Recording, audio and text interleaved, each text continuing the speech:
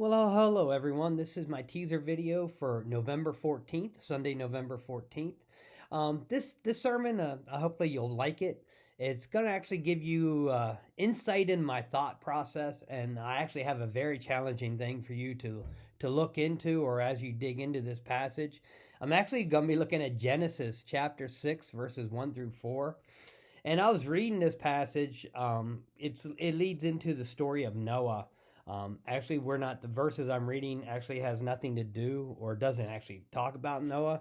But I was reading on this because I was going to teach some children, do a children's lesson talking to them about Noah. But Genesis 6, chapter 1 through 4, as I was reading this passage, I kind of got hung up on a phrase. And what I want to challenge you this week is to look at this phrase and try to determine what do you think it is. The phrase is the sons of God. It's actually mentioned twice in Genesis chapter 6, verses 1 through 4. The sons of God. And what I want you to do, or try to figure out, during my sermon, I'm going to actually share a couple different scholarly views, but who or what are the sons of God? Where does your mind immediately go when you hear the term sons of God? Does look at other scripture maybe change that point of view or that thought process of what you think the sons of God, who they could be or what they are? It's just a challenge because what we're going to see, there's a lot of times through mass media and marketing where I don't know how many of you have watched a commercial or seen an advertisement and it had cute animals in it or something that grabbed your attention.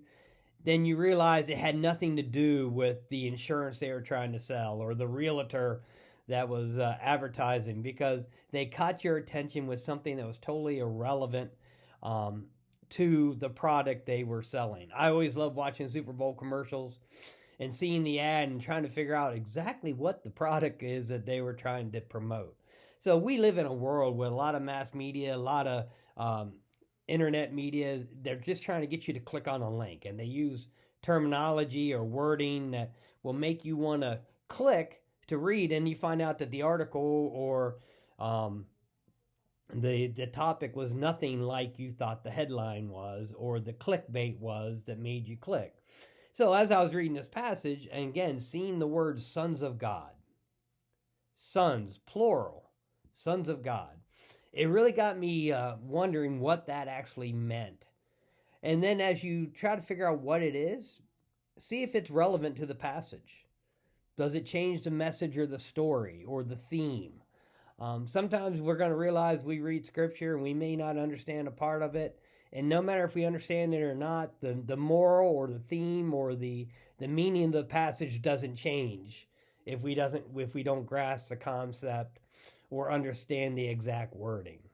So this is a challenging. I've been promoting these teaser videos in Sunday mornings for us to, as we talk about growing in our spiritual journey and trying to become disciples. That whole challenge is putting in the commitment, the time, and the effort to get a deeper knowledge of what God is trying to teach us in His Word, get a deeper knowledge on our own spiritual growth,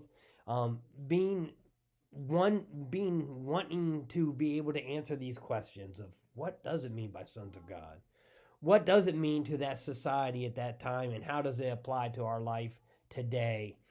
I think it's very interesting, and this is, to me, these videos is one of the perfect ways to help us with people in their spiritual journey. If you haven't got your spiritual journey forms, these pamphlets, we are still giving them out. We still have them at the church, and finding the different stages of searching versus following. And basically, we're just trying to continue to move to the right. If we are searching assertively, the next step is we're hoping somebody makes a faith commitment.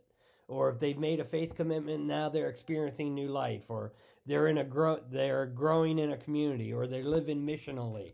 These are the challenges, and each one of those steps talks about how we really need more involved and make more of a commitment. As pastoral staff, or even as a church, we can't make individuals make commitments.